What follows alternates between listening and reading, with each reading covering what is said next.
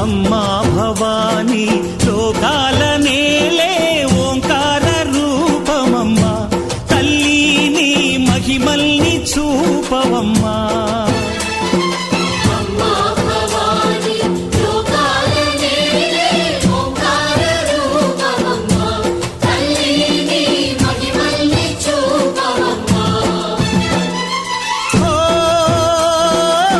సృష్టికే దీపమా, శక్తికే మూలమా, సింహరథమే నీదమ్మా.